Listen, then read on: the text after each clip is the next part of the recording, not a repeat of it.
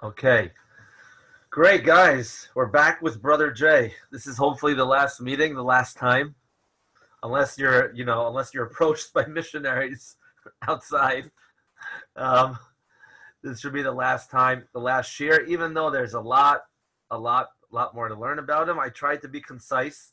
It might not seem that I tried to be concise, but I did sift through a lot of material and try to give just the most essential and most important, in my subjective opinion, obviously, most important parts of information from the Chachamim, from our rabbis, regarding Brother Jay.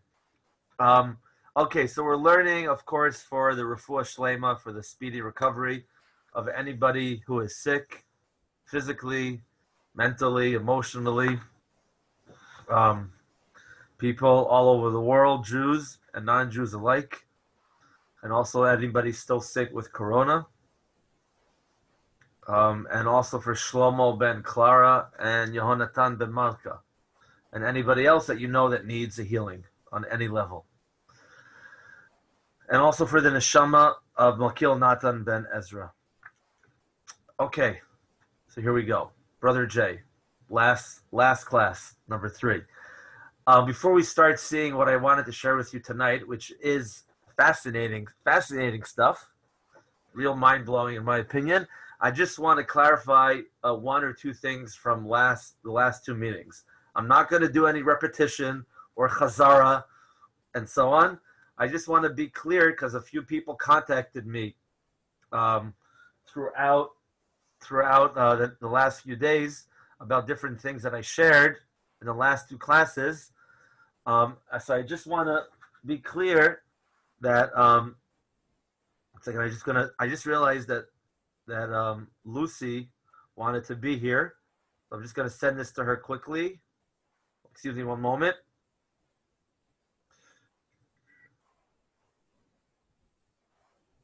Okay. So I just wanted to be clear that, and I mentioned this in the beginning of the first class that we had, that some of the information, or a lot of the information that's brought in the Talmud, which we saw last week and we're going to see a little bit tonight, is unclear and has to be taken sometimes with a grain of salt, meaning even after it seems very convincing and seems like what is described in the Talmud is what happened, it still has to be taken with, a few or maybe one question marks for 2 reasons mostly. First of all, the Talmud, of course, the Gemara was written in the Byzantine era.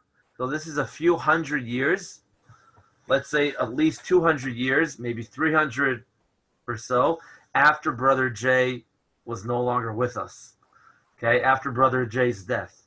So the Gemara was written after the Mishnah was written and finished by Rabbi Yehuda the Prince in 188 CE. And from that period onwards till 501, the Gemara was written. And it was codified, edited, finalized in 501. So the sources in the Gemara about Brother Jay, of course, are being written 200, 300, perhaps 400 years after he was alive, okay? And not while he was alive. But of course, whatever Chachamim wrote in the Gemara, whatever they wrote in the Talmud, came from a Masorah, a tradition. They didn't just sit there making up stuff. So what they received in their tradition, like what we saw last week about Yoshua ben Prachia, who was a Tana, he was a rabbi that lived in the Mishnaic period, meaning until the 2nd century, until 188. And he specifically, we saw, lived in 100 BCE, Yoshua ben Prachia. So the story that the rabbis in the Talmud bring 300 years after Yoshua ben Prachia lived is obviously a legitimate story, which was handed down generation after generation. I will say that some people will argue and say, well, since the rabbis were living in the Byzantine era and Christianity was an official and legal religion of the Holy Roman Empire, so the rabbis living in that context, okay, discuss different things about Christianity, like the story that we saw, and it isn't because it is necessarily historically true. I have heard claims like that, not rabbis that claim this, but certain Jews that have this claim. Maybe there are rabbis who make that claim. Sorry, I'll take that back. But if the rabbis describe in the Talmud, even though they lived 300 to 400 years after Yoshua ben Prachia, after Brother Jay was alive, okay, about 300 years after, so I take their word for it. Unless you say that the story that the rabbis brought is a midrash, is a metaphor, a parable, like a homiletic teaching, and it didn't really happen. But as far as we saw last week, that story, which was brought by the rabbis, seems to be a historic story, which also fits with things described in Josephus about how King Yanai, King Janus, was killing the sages, killing the rabbis, and many of them escaped Israel.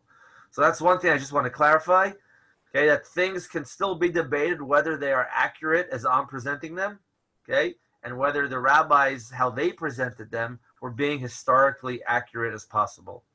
Okay, I just want to get that, like that's like a disclaimer, because you might hear other opinions, but this again is, as you will see in just a moment, this, as far as I'm aware, is the most accepted and legitimate opinion by very classic and very heavy hitters, like serious rabbis. You might be looking on the sheet already, different names that might sound familiar to you. Okay, so that's the approach that I've taken as well. Because again, if things are unclear due to censorship that the Jews themselves did to the Gemara, to the Talmud, because they were afraid of, Christian anti-Semitism and so on, and also the Christians themselves censored the Gemara and the Rambam, Maimonides. We saw examples last week and 2 weeks ago. So if things are kind of cloudy, the best choice, in my opinion, is to go back to the rabbis, which lived much closer to that time period than now. And so you'll see on the source sheet, the rabbis that I have here are big, famous rabbis, not all, but most of them. And they lived 500, 600 years ago, and some of them even more, some of them almost 1,000 years ago, like Rav Yehuda Halevi. And so they can give us some clarity and put things in order.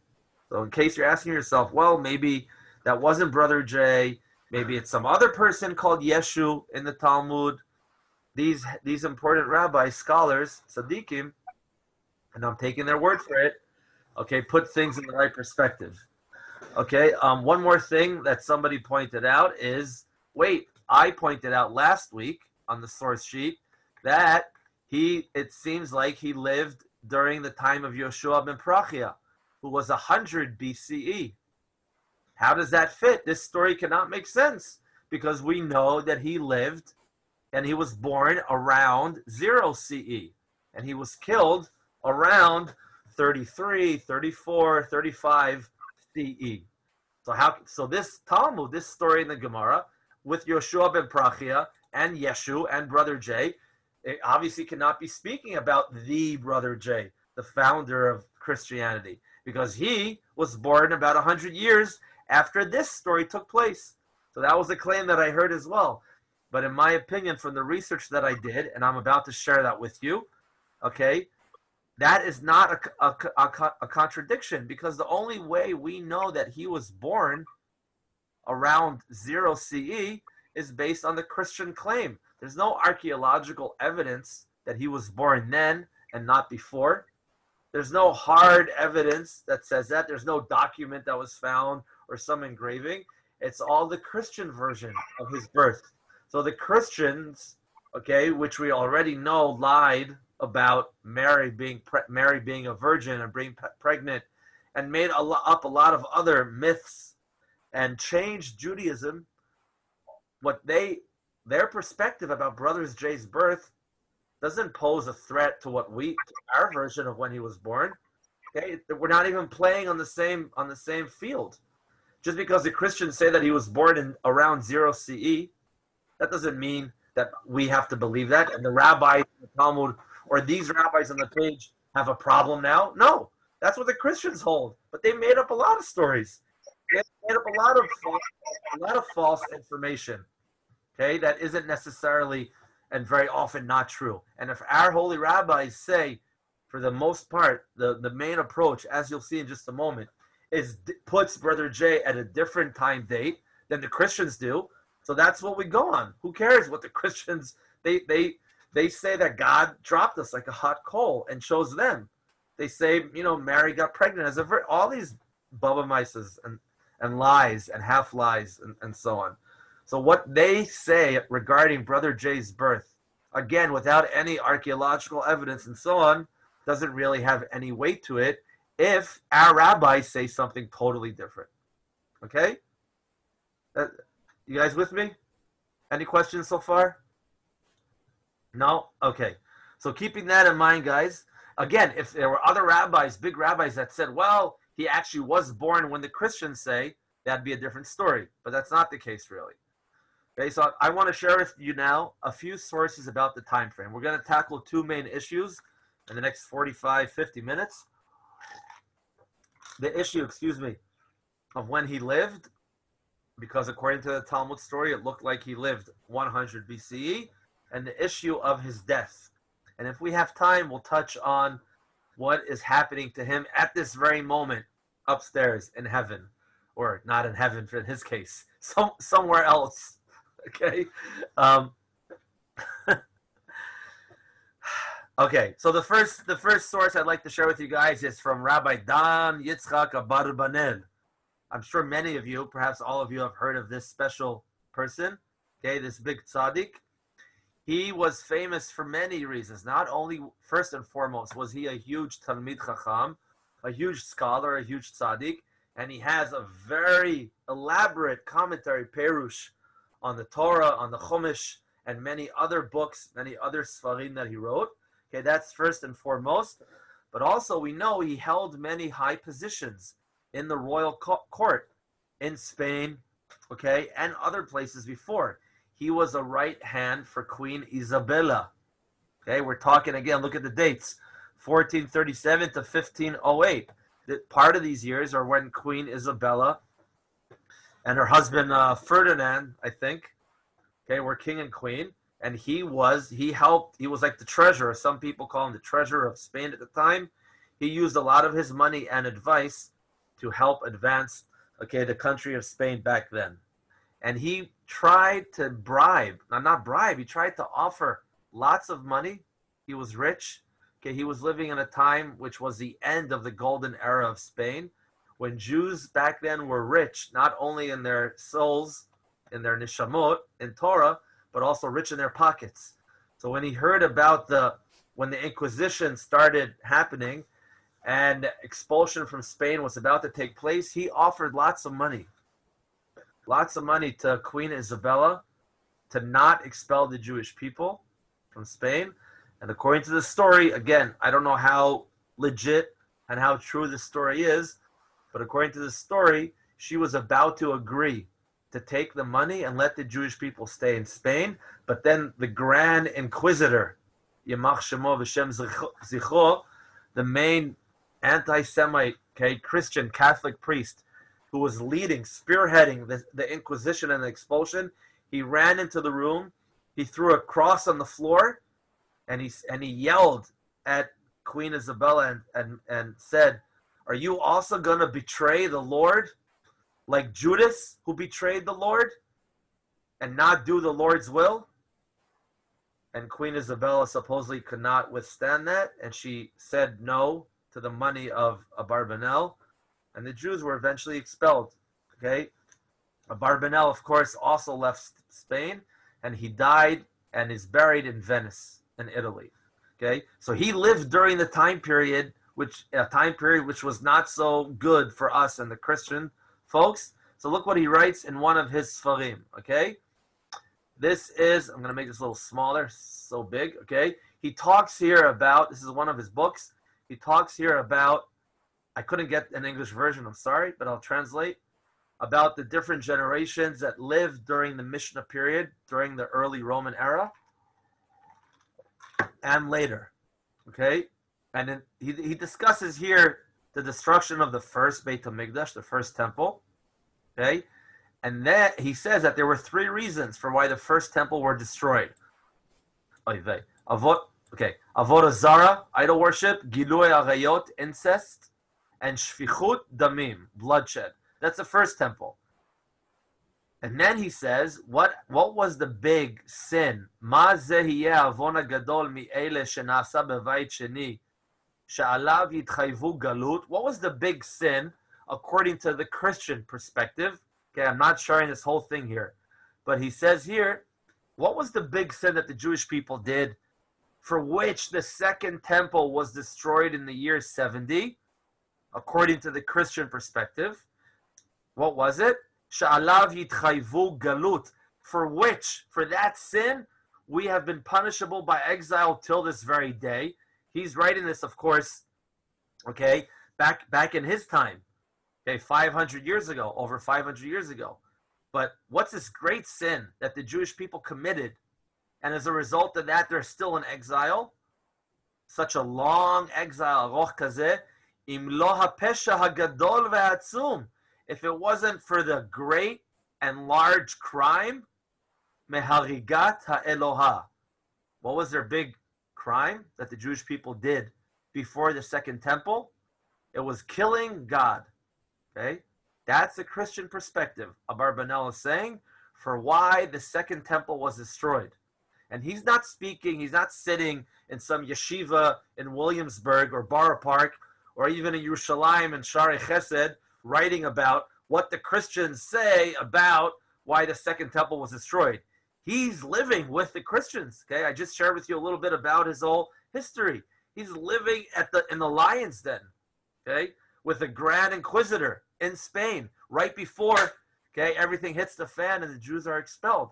He knows what he's talking about. This isn't some like vort, some idea. Oh, it's a nice idea on the parsha or some, whatever.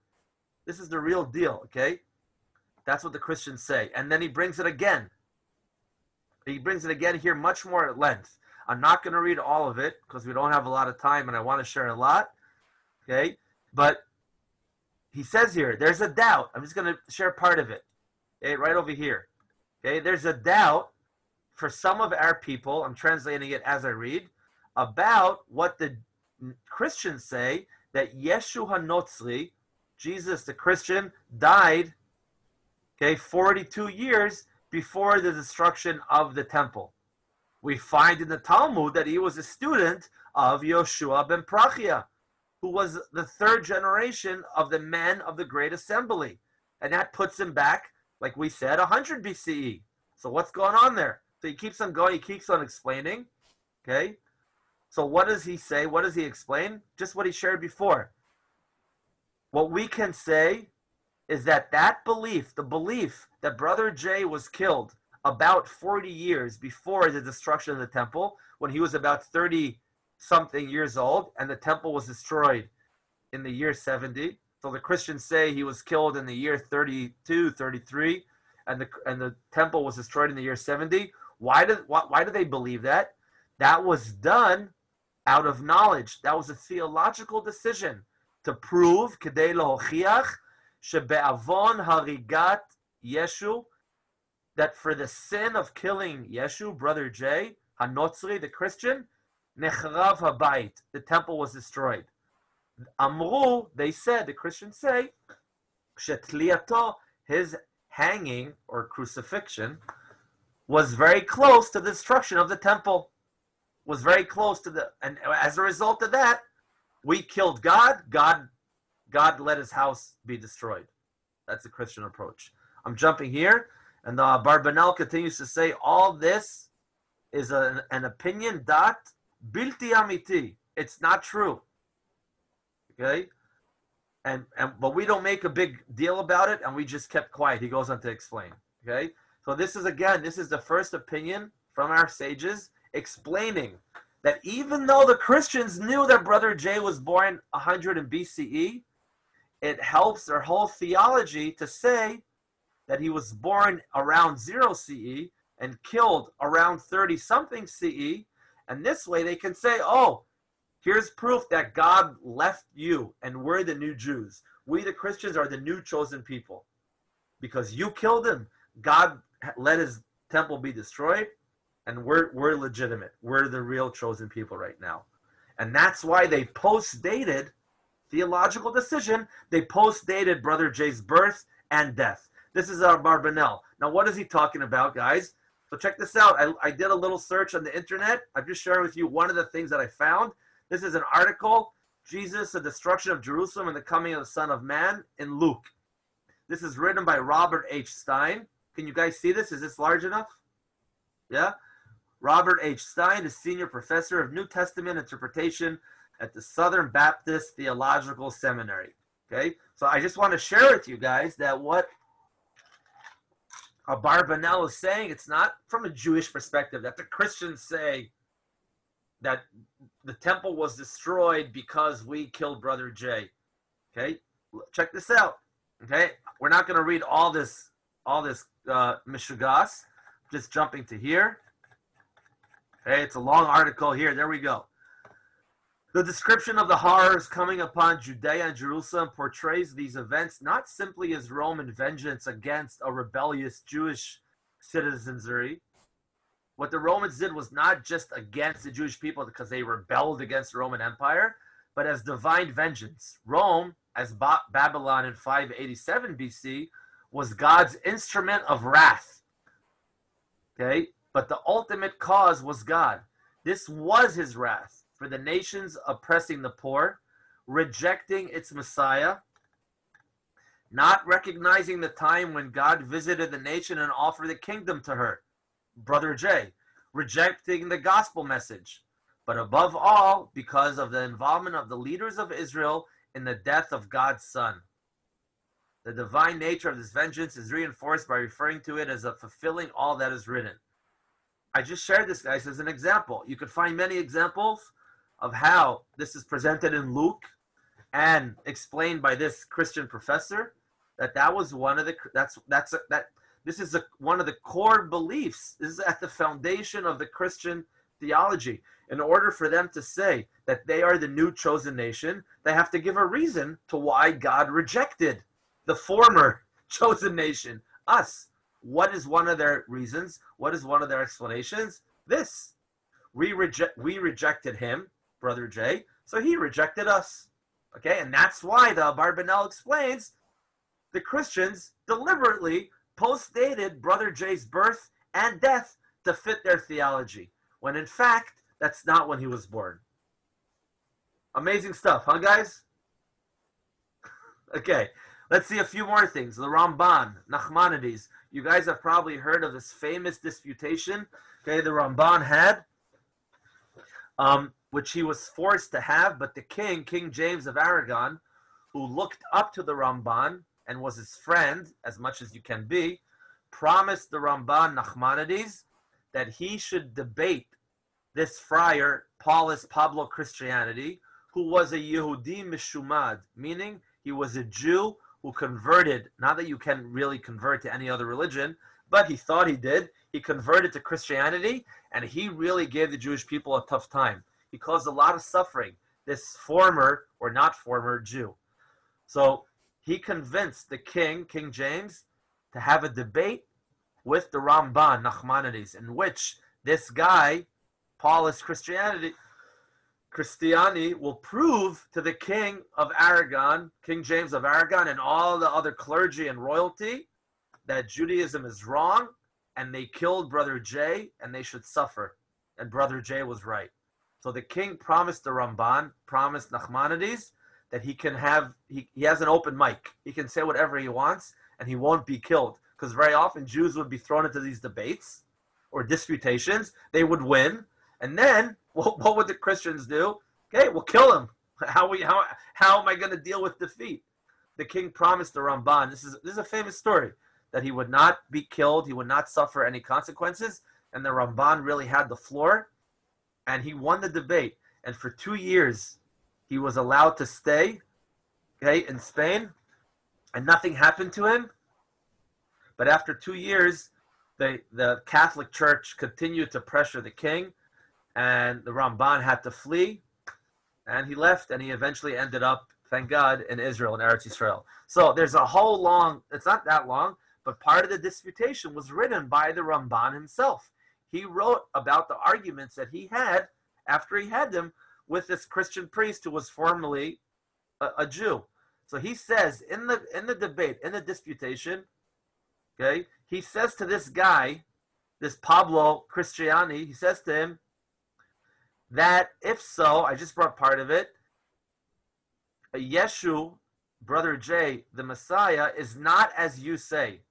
Shehu kodem hachorban nolad v'ne'erag. That he was born and killed right before, on the eve of the destruction of the temple. That's not the case. Leidato, his birth, was close to 200 years before the destruction. Okay? He was really born about 200 years. We saw that. He was born around 110 years, 110 BCE, around then, and that would put him close to 200 years before the destruction of the temple in the year 70. So he says that's the truth, that he was born way before and died way before. And according to your calculations, okay, only 73 years was he born before the temple was destroyed. But that's not true. This is what the Ramban said to this guy in front of King James of Aragon in a disputation. And what happened? Nishtate ka'ish. The guy went quiet. He had no response. Also, he knew the real truth, as the Abarbanel pointed out, that Brother Jay was born about 180, 190 years before the Beit HaMikdash was destroyed. But if the Christians admit to that, so a lot of their theology, or all of their theology and belief, goes down the drain. Okay? One more source about this.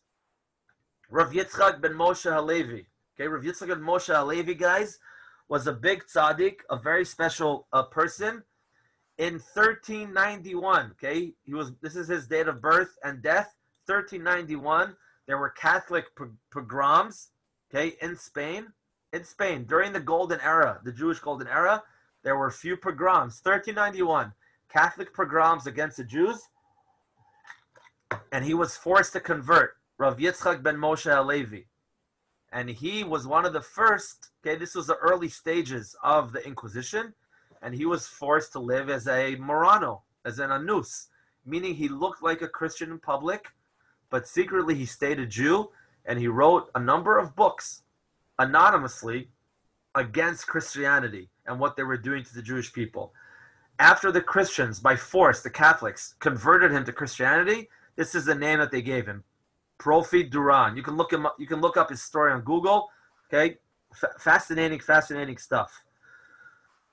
He lived and he died in Spain, again, as an undercover Marano Jew.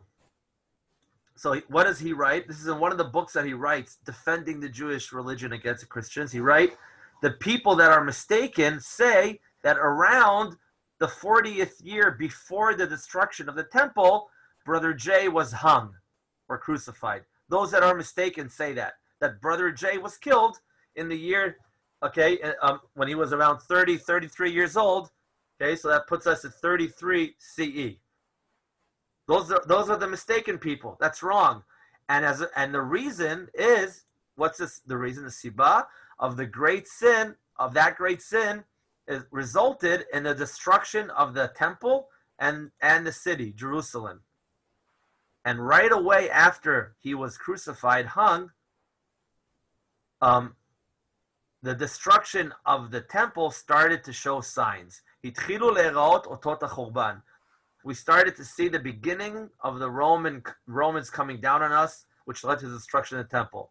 Once again, this big Rav, this tzaddik, who lived again in this time and was a Jewish Marano, points out that that's a mistake.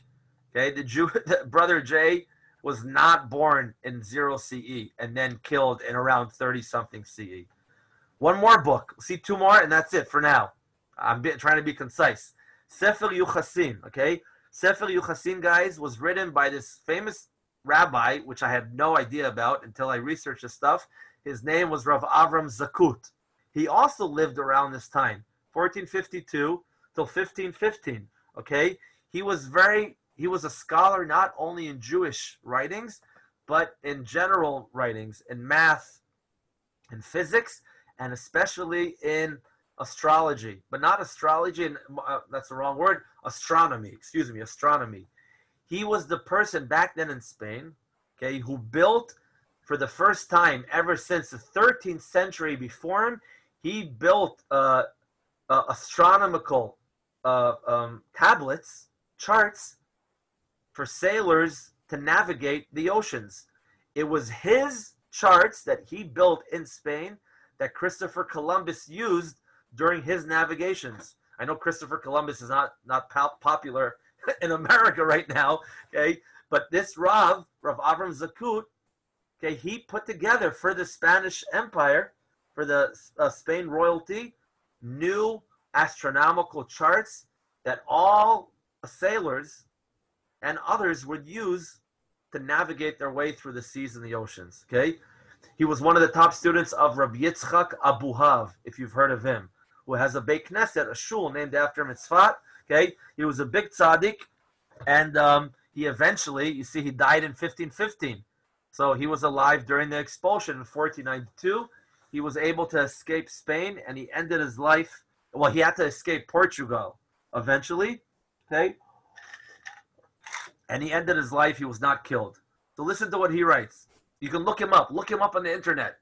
Unbelievable things that he did beyond Jewish literature as well. Look him up. So he writes, even though the Christians say that Brother J was born in the times of Herod, because Herod was born, died, I think like 4 BCE, around then. Even though, I could be mistaken, but Herod was around that time. So even though the Christians say that he was born during the time of Herod the Great, the servant, the slave of the Hashmonaim dynasty, of the Hashmonaim, okay, and that he was hung 35 years before the temple was destroyed, when he was about 32 years old, that's in order to put us at disgrace and to tell us that right away, before 40 years were up, the temple was destroyed as a result of the sin that we did to him. We killed Brother J. God had the temple destroyed. But that's not the situation. That's not so. That is not true. Because 99 years, 89 years before is when he was born. Before the year that they say he was born. 89 years, 89 BCE. And the truth is, he was born in Tav Reish Ayin Aleph, which is 89 BCE, and in the year Reish Tzadik Tet, which is 53 BCE, he was caught, and he was 36 years old in the third year of Aristobulus, who was the son of King Yanai HaMelech. Okay, make a long story short, he's also the same exact approach. Okay, give or take a few years, that Brother J was not born in 0 CE and was not killed 40 years or so before the destruction of the Beit HaMikdash. Last but not least, okay, Rav Yehuda Halevi, and this puts us back about 1,000 years. Rav Yehuda Halevi, one of his famous books is the Kuzari book. He wrote many other books, okay, and here I was able to get a translation, God willing, thank God. And he writes about Yoshua ben Plachia, that Brother J was his student, and so on.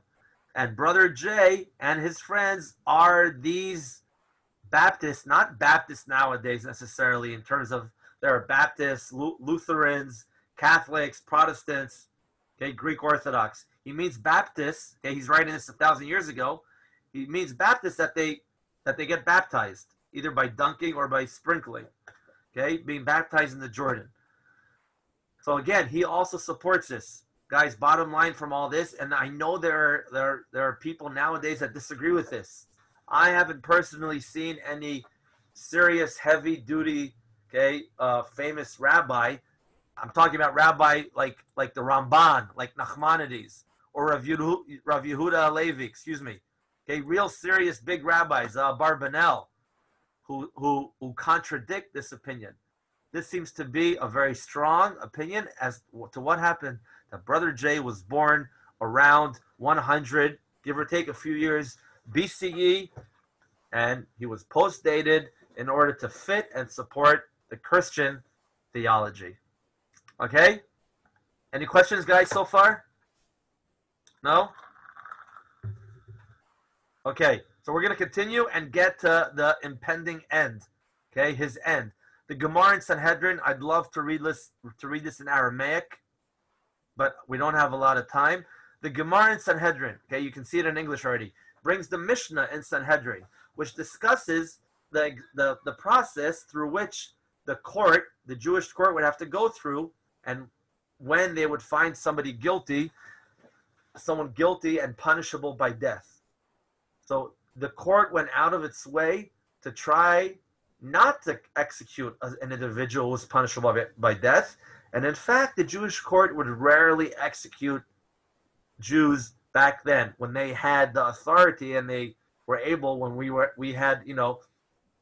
ruling in Israel and had independence. It was very rare that the Jewish court executed anybody. One of the stages was that if they were able, even though this person was found guilty and had to be executed for whatever the sin was, they would announce before they would be executed, if there's anybody that knows anything good to speak about this person who's about to be killed, meaning if you have any evidence that could acquit this person, that could show us that he isn't really guilty for his crimes and he should not be executed, please come and tell us. That's what they would do. And the Talmud explains, the Gemara explains that. What does that mean? What would they exclaim? They would announce that on such and such day, at such and such an hour, at such and such a place, that person committed that crime for which they were found guilty, and they are going to be executed in just a few moments.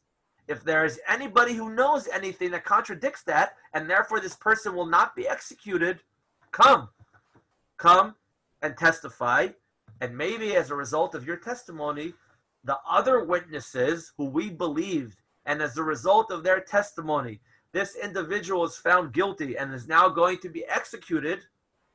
If you can disprove those witnesses, then this person won't be killed. Okay? So the Talmud says an announcement would go out before him, meaning at the time of the verdict, a few moments before. But before the verdict, not. Okay? Meikara in, this is what, okay? Lefanav in, right before the person was executed. Meikara lo. But a week or two before, no. They would announce it a few moments before. So the Gemara asks, hey, what's going on here? We learned, and this part, needless to say, is censored from many Gemaras. On Pesach Eve, they hung Jesus the Nazarene. They hung Brother J. Which sounds like the Beit Din, the Jewish court. We're talking about the Jewish court, what they would do. So it says, hey, they hung Brother J on Pesach, on Erev Pesach, right before the holiday of Pesach began. And an announcement went out before him for 40 days. 40 days before that, the Beit Din announced Jesus the Nazarene is going out to be stoned because he practiced sorcery, incited, and led the Jewish people astray. They announced 40 days before. Anyone who knows of a reason to acquit him should come and teach it on his behalf. And they did not find a reason to acquit him, and they hung him on Pesach Eve. So the Gemara brings this whole story to say, what are you talking about? That the announcement would only be announced a few moments before the execution. We know that when Brother J was executed, was hung, okay, who's they? We're talking about the Jewish court. Hung, what does that mean? Brother J, they announced 40 days. So why would they announce 40 days? We said you're only supposed to announce a few moments before. So the Talmud says, the Ula says, you understand this proof? Was Jesus the Nazarene worthy of a search to acquit him? Okay, they should not have even made that announcement because his crimes were so severe in terms of practicing sorcery and convincing Jews to do idol worship, like we saw last week, and to lead them away from God. They did not announce. They did announce, but he did not deserve an announcement. He did not deserve an announcement. So why was he announced? Because he was an exception. He was close with the government. He had connections with royalty, with the Roman government, and therefore the court did not want to seem like they were hasty in executing Brother J. And so even though they didn't need to make an announcement for him because of his horrible crimes, and because you're only supposed to make the announcement a few moments before, Nonetheless, because of his connections to the Romans, they announced it. Okay? Now, guys, if you've seen the story before, that's great. Perhaps some of you have, perhaps some of you have not. Okay? But this story, okay, brings up a lot of questions. First of all, okay, let me just show you. Okay, can you see this? What I just put on? Yeah? Can you see this new page? Oh. No. Okay, sorry. Oh, wait. Hey, here we go again.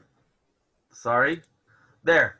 Here's a handwritten Gemara, very old handwritten Gemara, okay, which is not censored, which was found in the Vatican. Okay, and you can see here, the Gemara bringing this story emphasized it. Okay, it emphasized it. Check it out right here. Be'erev Pesach, on Pesach Eve, tla'uhu liyeshu hanotzri. Jesus, Yeshu the Christian, okay, or the Nazarene, was hung on Erev Pesach. They made a big deal out of it. Okay, here's another version of the Gemara found in the Vatican with a lot of the Vatican's notes all around it. I looked at other pages of this same copy, and it doesn't have as many commentaries by the Vatican. Okay, and you can see here again on the same story. Here, Yeshu, I'm putting the arrow, Hanotzri, Yotzeri Sakel, Be'erev Pesach, Tla'u Yeshu Hanotzri. As well, a lot of commentary on this story by the Vatican about what happened, okay, to Brother Jay. But this story, guys, brings up a lot of questions. First of all, okay, and I'm sure you might be asking yourself, what does it mean? Okay, first of all, it looks like we killed Brother Jay. We executed him. Here, it says, on Pesach Eve, they hung Jesus the Nazarene. So did we kill him? This seems to be saying that yes. But wait a second. We know there are only four methods in which a Jewish court can execute somebody. Okay? Beheading, burning, not burning at the stake, but burning down the throat, kind of gruesome. Not going to get into the details. Okay? Strangling, and, okay, stoning. Hanging by a noose, God forbid, is not a Jewish method way to kill. So why does the Gemara say that the Beit Din, the Jewish court, hung Jesus the Nazarene? How does that make sense? Okay, especially since the Gemara says before that what does the Gemara say then over here? What was the announcement? Jesus the Nazarene is going out to be stoned. So was it stoned or hanging? How did these two things fit? Okay, another thing to add to this whole mess, or question for now, not a mess, is that the Gemara in the Yerushalmi say, number 19 here, that we know the Romans made it to Israel, Pompeius made it to Israel in 63 BCE. The Romans were in Israel for many years, and slowly they started making it very hard for the Jewish people. And they started taking away Jewish independence. Slowly, nice and slowly. And that accumulated in the revolt in 66 and the destruction of the temple in the year 70. But the Jewish independence was gradually and slowly taken away. What does the Gemara say? That 40 years before the destruction of the temple, life-related laws, meaning laws for which, if you transgress them, you would be punishable by death, were taken away from the Jewish court, from the Jewish Beit Din, from the Sanhedrin. So meaning, if Brother Jay, if this story is taking place in the year 30-something CE, the Jewish court would not be able to kill Brother Jay. They did not have authority anymore to kill him, to execute him. You guys understand what I'm saying? Okay? What? Everyone's with me so far? Okay? No, Steve? Yeah? Okay. Second of all, guys, the Gemara in Sanhedrin says, from the day that the temple was destroyed, here, although the Sanhedrin seized, the four capital punishments did not seize.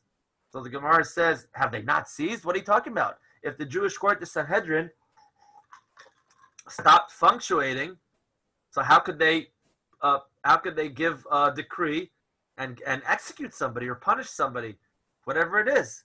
They have seized.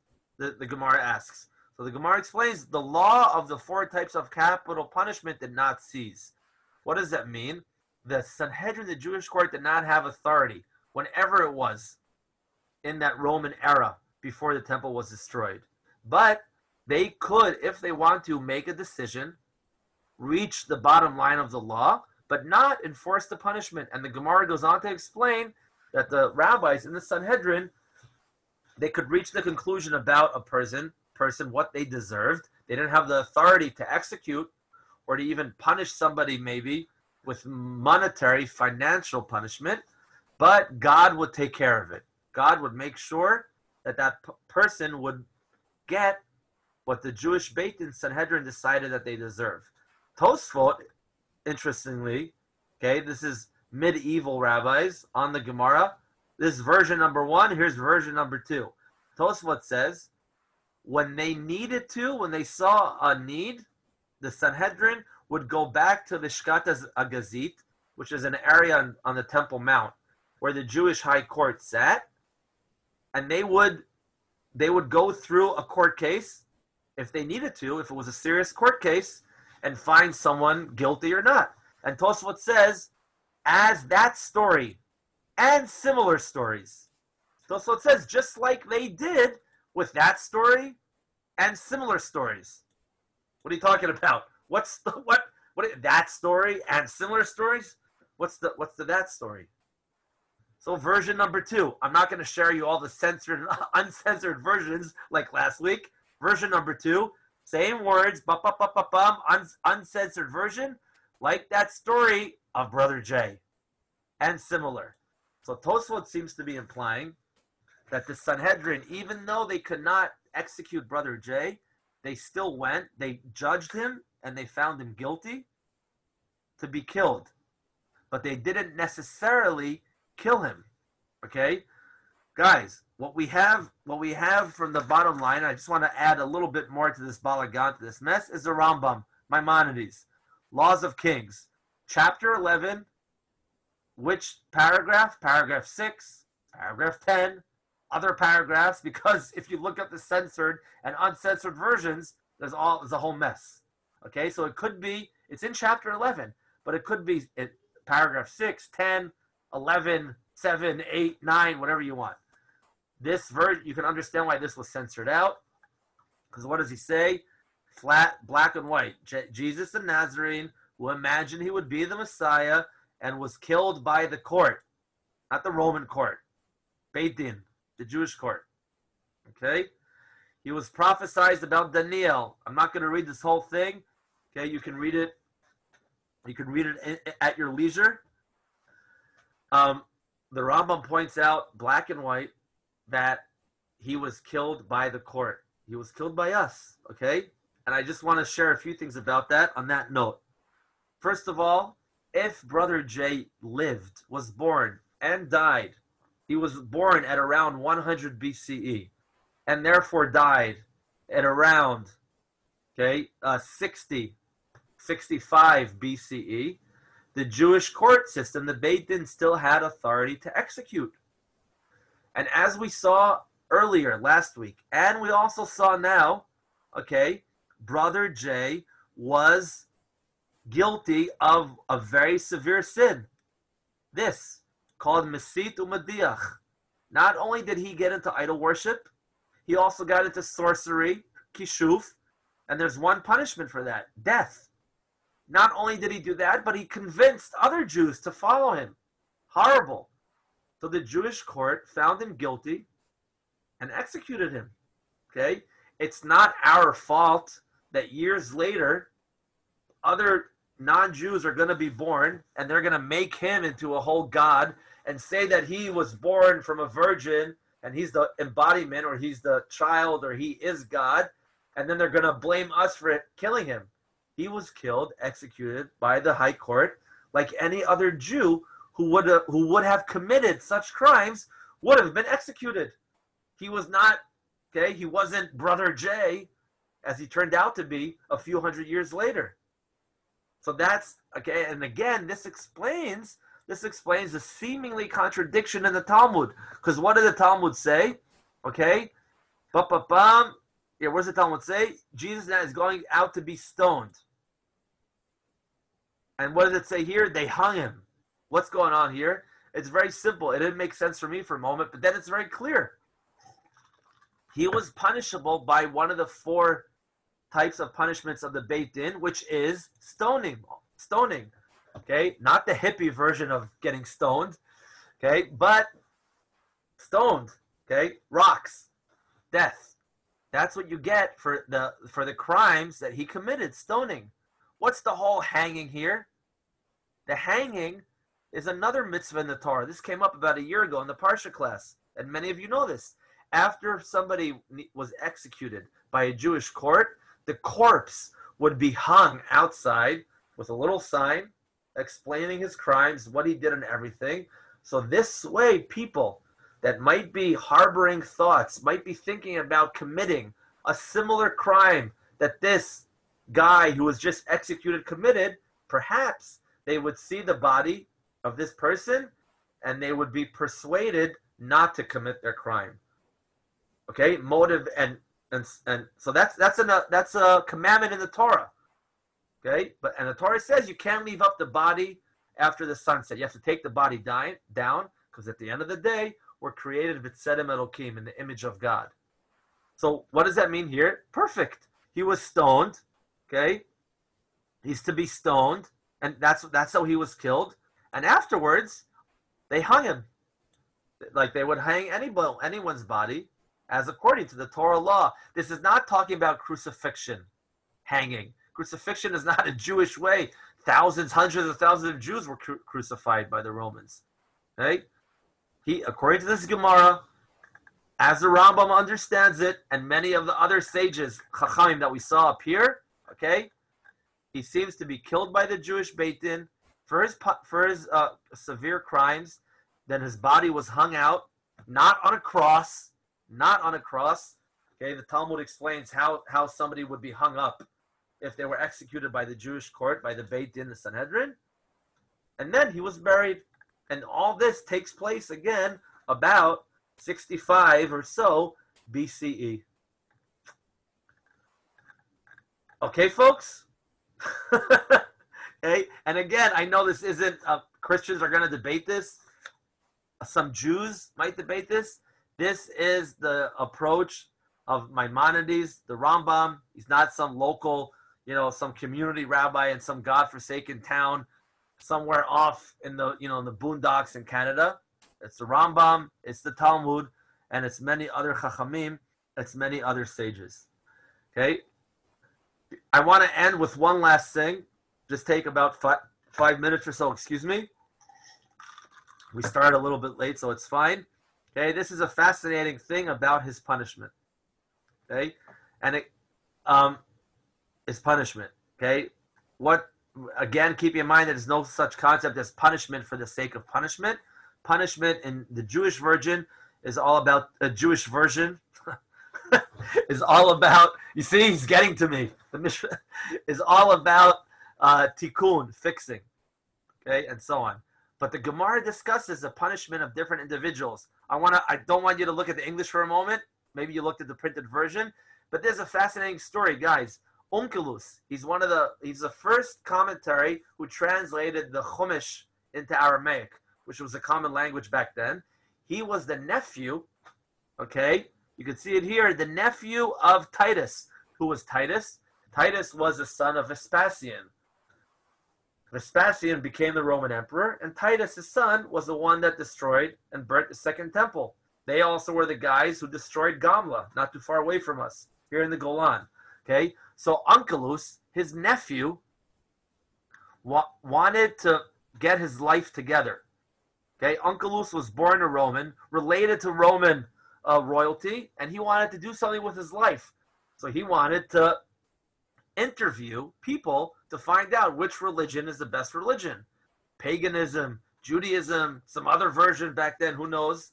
And so he interviewed. But he knew that if he interviewed people that are alive, he wouldn't necessarily get the truth. So he decided to get into some witchcraft, sorcery, necromancy, okay, and interview people that already died.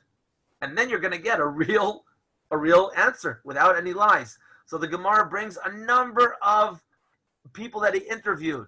Okay, it's like Jay Leno or Stephen Colbert. Okay, he interviewed Titus, his dead uncle who destroyed the Second Temple. Fascinating story. What happened to him?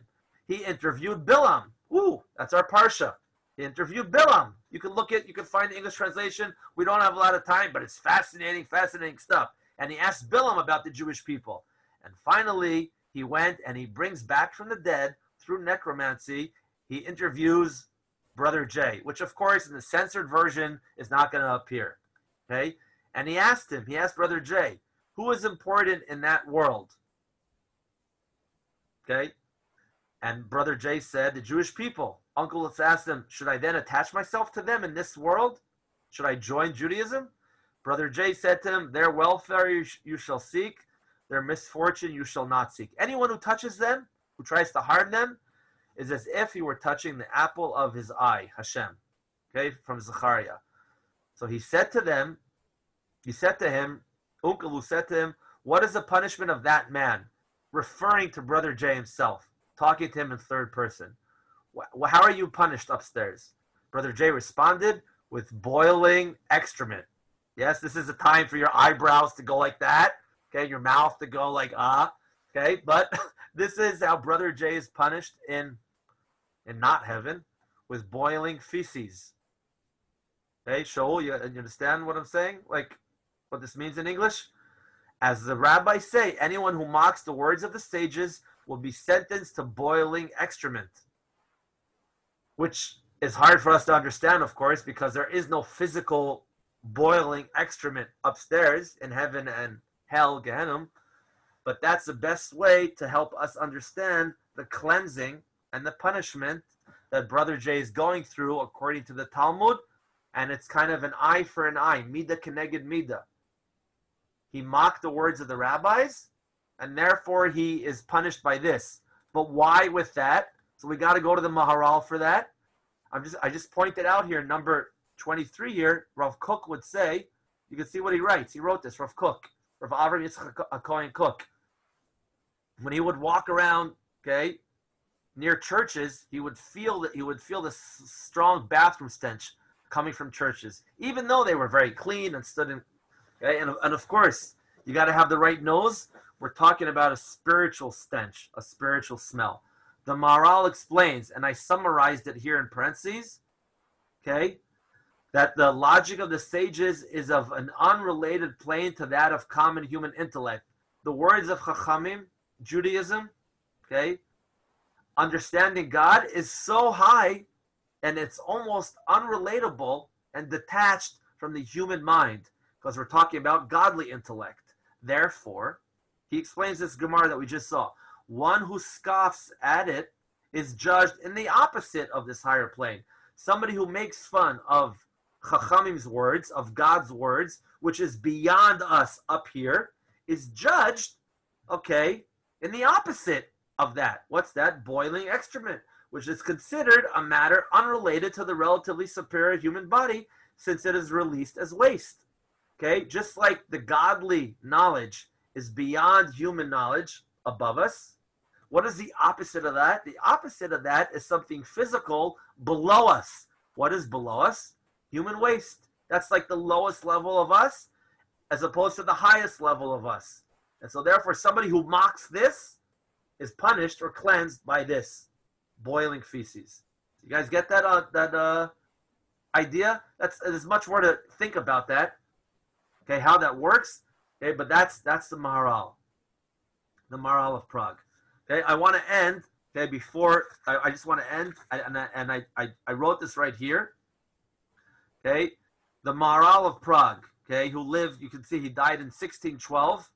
Okay, he was fascinating. There's a story. He a big tzaddik, a big Talmid Chacham, and not only that, but he did a lot on behalf of the Jewish people to protect them from pogroms. He might have created the golem. That's debated. It's not debated if he could have created the golem.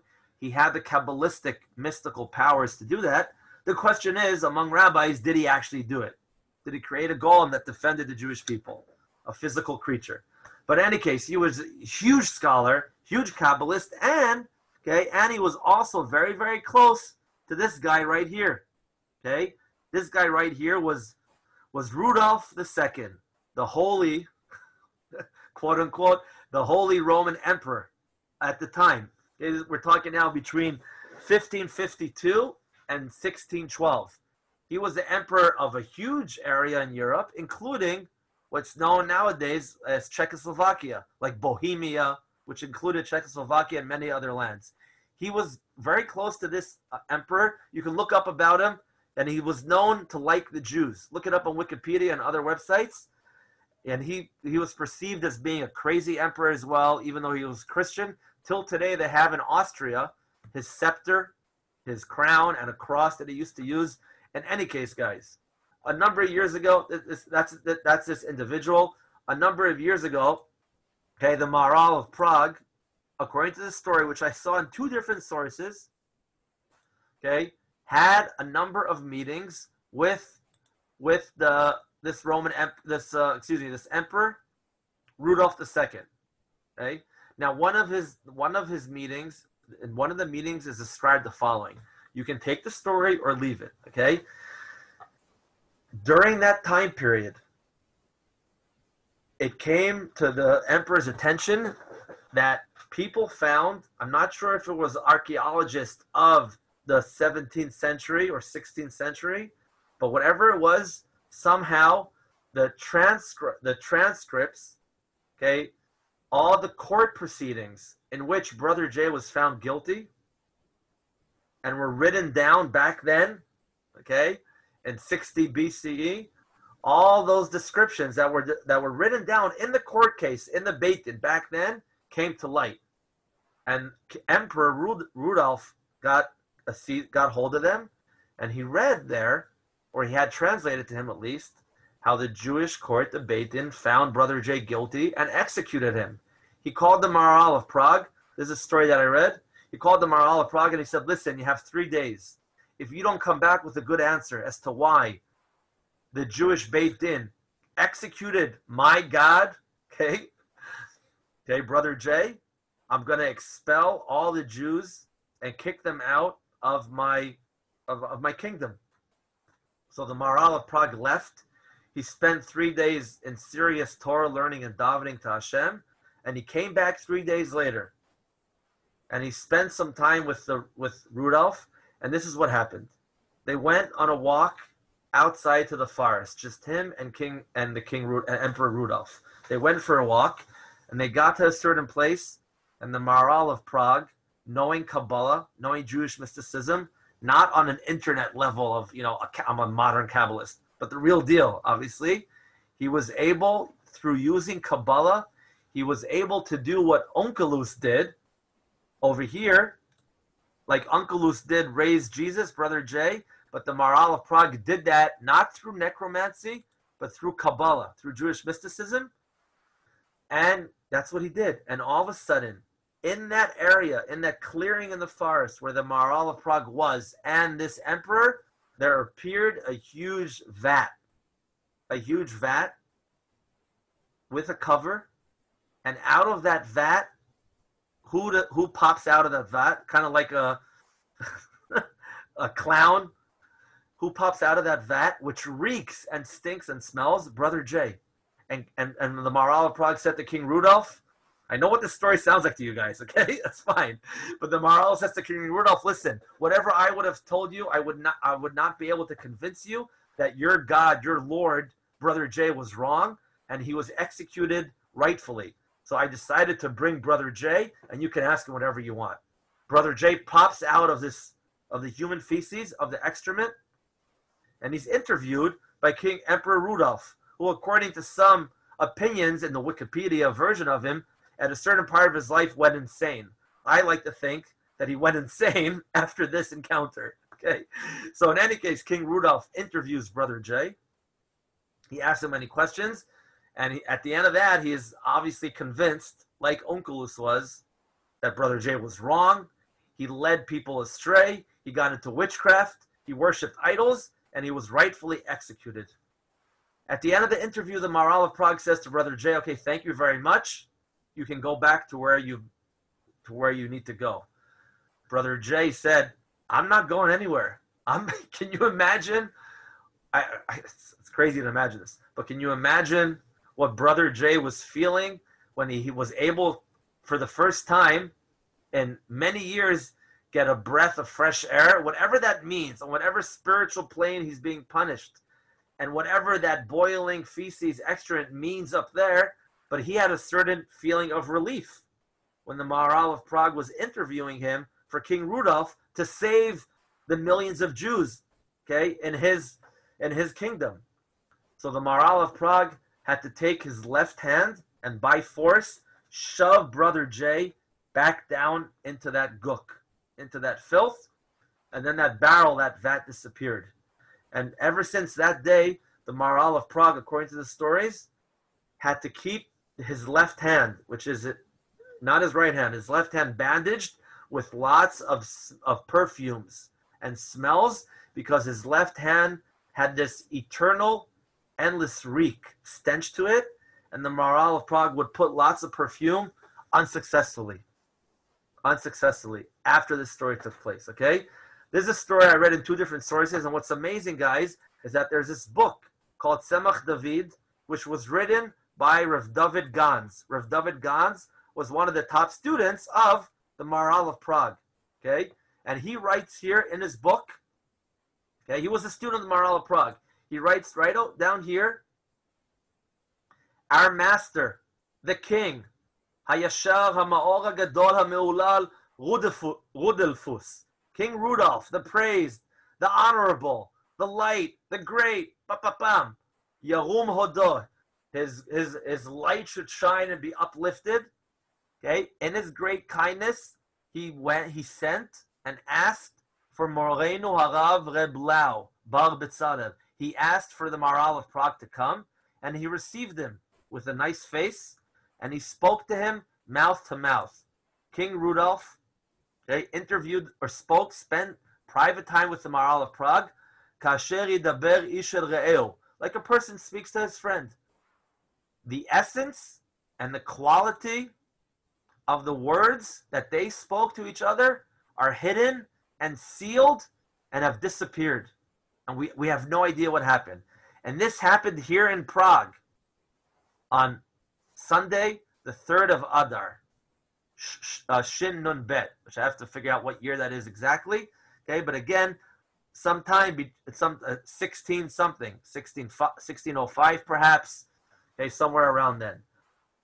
Perhaps what the Maharal student, okay, is referring to in this story is this encounter that the Maharal of Prague had with King Rudolph, in which he shared with him how even Brother J knows that the legitimate, okay, religion is the Jewish people, and he was rightfully executed. That's it, guys. I'd like to just share a few last words about what we take away from this learning and teaching. But before that, if anybody has any questions or, things that need to be clarified, please, now's your chance. Yeah, I would like to say there is a very good book called The Trial and Death of Jesus by Chaim Cohen, who was the member of the High Court in Israel and the state attorney. And he's going through the court from the perspective of his profession, and it's a very good book. And it's like afterwards everything you says he showed out from his profession that it was totally impossible, and it's worth to read it. It's really, really good. Okay, I have some book. Maybe that's the book I have. I'm just looking. Okay, I'll take a look. Thanks, Joel. I'll take a look. Yeah, well, he was 20 years in the member of High Court in Israel, so he's not just an ordinary judge. Okay, Shkoch.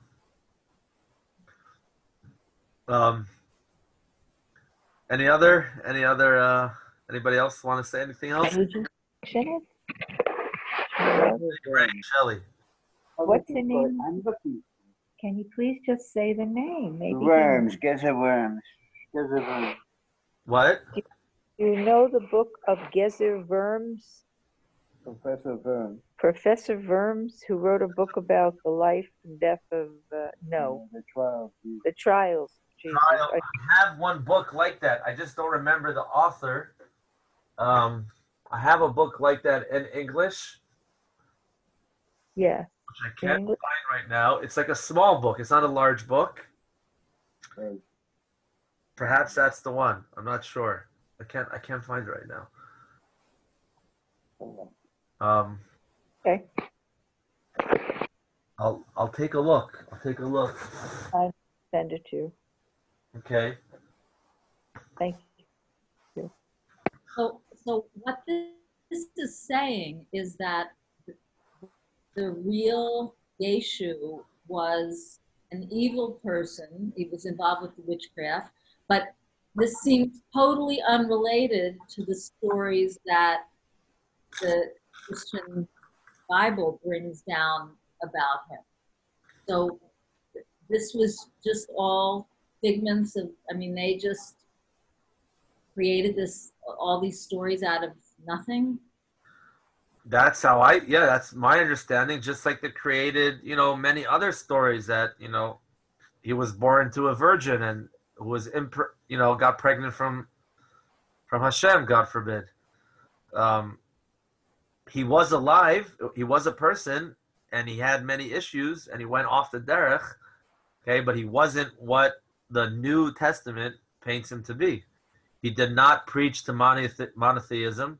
He did not preach to one God, even though, and I didn't bring this, the Rambam and Abarbanel and others point out one of the good things, one of the good aspects of Christianity and Islam is that they helped advance the world. They helped advance people in large to believe in one God and not in paganism. That's a good side to what eventually evolved. And this way the world will be ready much more for the coming of Mashiach and for God's revelation, the true Mashiach, of course. So that's a good aspect. But that's only because the Christians changed what he actually did in reality, which was, a sorcery and idol worship and inciting other Jews to leave Hashem. So that's our version and the true version of Brother Jay. And what they make up years later, gesundheit hate. They can enjoy themselves. I don't know. Yeah. But again, I just want to remind you, all of us, what I said last time or 2 weeks ago, is that this is a big teaching. Okay, that this whole story evolved from somebody, Yoshua ben Prachia, who was too strict with his student, with Brother Jay. Okay, and this was a big teaching for us, that you never know, you mamish never know, if you're too strict with somebody and you don't show them enough of love, enough of chesed, enough of kindness, you might not be just hurting their feelings. You might not be just rejecting them and ruining their life. You might be rejecting and ruining and hurting millions. Yoshua ben Prachia didn't imagine in his wildest dreams that him behaving too strictly with his former student, Brother Jay, would result years later in millions of Jews being burnt alive, crucified, suffering, expelled, horrible stuff. But it's mamish, and that's how the Gemara brings that. How careful we have to be in terms of the butterfly effect, the reactions to our actions, good actions and not so good actions. That was one. That's an important message to walk away with. And another one is what Shlomo used to say a lot. You never know. Yeah, you might think you know somebody your whole life. They dress a certain way, they speak a certain way, and all of a sudden they act in a polar opposite way to how they've been behaving until then. Yoshua ben Prachia took his top student, cream of the crop of his yeshiva, down with him to Egypt to escape all the atrocities that were going on in Israel. And he thought this is the next up-and-coming student who was going to continue the Jewish tradition, the oral law, the Torah Shabbal Peh. It turns out this guy doesn't have his head in the Gemara, doesn't have his head in the Chumash, in the Torah, but he has his head in other females. Check it out. You never know. So that's also for us. You might think that you know someone who's so holy, and maybe it's not the case. You might think you know someone who's not so holy, and they actually are, okay, are very holy. So this is something that we can, again, walk away with, and keeping in mind that, I also, to try to speak good, and I'm a little bit careful with this, but to try to speak good about Brother Jay, who at the end of the day was a Jewish person and kind of lost his way and wanted to come back, but he misinterpreted Yoshua ben Prachia's sign language. I don't think that if he would have been told by a time traveler that as a result of his actions, people years later would turn him into something he wasn't, make a whole religion out of it, and then use that as an excuse to kill and annihilate and execute hundreds of thousands, if not millions, of his own family, the Jewish people, I don't think he would have done what he did. Okay? Who knows? Who knows? So guys, I hope we'll all derive some inspiration from this, and and all of us become